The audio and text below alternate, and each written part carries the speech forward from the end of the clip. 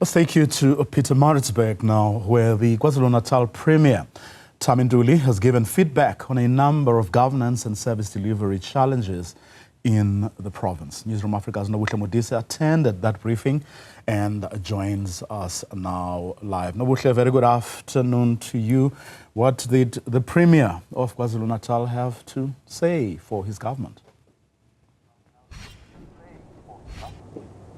A very good afternoon, Bravuyo. So the Premier touched on a number of issues following their ordinary sitting as the KwaZulu-Natal's Executive Council. And at the top of everyone's mind at the moment is the issue with those service providers who have not been paid in the departments of education as well as health. He mentioned here that 78% of those service providers have been paid, and those payments started at around the 24th of April. Another run was done yesterday, and the last people to be paid, according to the Premier and the Education Department, will be on the 10th of this month. But also, they raised a number of issues with regards to things that are taking place in the province now. You'd know that the Department of Community Safety and Liaison has been merged into the Premier's office, and he's been very vocal about issues of violence, specifically GBV, also speaking to the fact that they are working on strategies to ensure that they tackle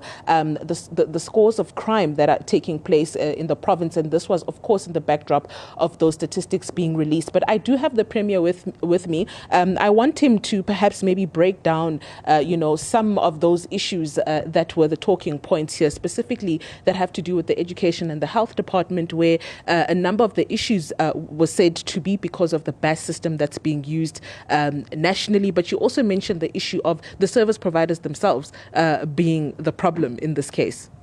Yeah, it's abnormal that there are service providers that will not be paid on time because of either the issue of compliance in terms of their submission for their claims, and also the issue of the system, our system as government. Since there is an upgrade of the BAS system, which has been slow at times. However, for education, by 100% of the service providers on the nutrition program would be paid by 10 May or before 10 May. But for only those that have submitted compliantly, the issue of the claims for the Department of Health is work on progress. Also, BAS is a factor, but also the issue of the financial limitations. You remember that last day I was able to tell the nation that we inherited a budget with a shortfall of more than 70 billion due to the years of the budget cuts. However, we are recovering as we have put some, some controls in terms of what we spend on and what we do not actually spend on. We are, however, going to have again a sit down with the Department of Health one-on-one so that I understand for each and every service provider as to when exactly each and every service provider will receive the payment. But it's important that these departments are continuing to work, and the other department that was also owing some service providers was the Department of Public Works and Infrastructure, but 100% now have been paid. And ask yourself where that money was coming from. Because they do work for education and for health, they are the very same department that we're also paying that department, hence it's 100% compliant now.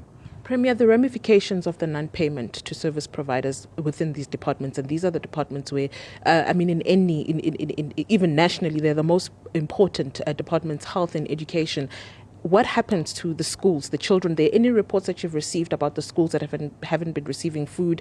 Any reports that you've received regarding the certain health departments where those service providers haven't been paid? Just speak on the ramifications and if there's been any reports. Well, there is no report on the schools, as I've indicated that for nutrition, there is supposed to be no problem, in fact, because they've been receiving payment. The grant is a conditional grant. There is no way that money can be spent somewhere else. Even for health, the isolated reports one has been exposed to is wherein a security guard in the gate or a cleaner will say the contractor did not pay us, of which is something which is unfortunate for the poor people, because when a contractor is given work, is not given money on a monthly basis to pay the employees. They are given money, including the profit. They should be able to keep money for their employees so that they are not affected by the delays, because delays at times they are caused by the failure by contractors to submit all necessary documents or proper documents. Even our system will also cause some delays, but it's important that we do not impact on the life of the people who are earning legally, like security guards and the cleaners down there. Premier, a question that was posed here by my colleagues around mismanagement of funds. I heard my other colleague also ask you, we know that some unions have even called for, an audit report when it comes to these departments because there has been, according to them, a mismanagement of funds. We heard MEC Hlomoga for the Education Department speak of the fact that with regards to the budget for the school nutrition program, it's a conditional grant. It doesn't necessarily fall under what we think it falls under. But is this really just because of a system failure, or there's something really behind this? Because these are questions that have been posed around why is it that these two departments always seem to be the problem? I think that this is an important discussion in the public domain, in fact, to look at the different factors or reasons. However, the fact is that there is no information brought onto my table to suggest that there is an issue regarding the issue of the allocation of the funds in the government departments. However, I'm calling upon anyone who has information about that to bring it to my attention. Since in my office there is a forensic unit section that is responsible to investigate without favor or a fear of favor. So we investigate whenever there is such. When it's necessary for us to outsource, we will do so. But for now, I don't have any information presented to my office that there is such in the departments. Thank you very much. Thank you. That is the Premier of the KwaZulu-Natal province, Thami Ntuli. Back to you in the studio, Bravoyo. Nobuhle Modise chatting there to the Premier of KwaZulu-Natal following that briefing that he held a little earlier.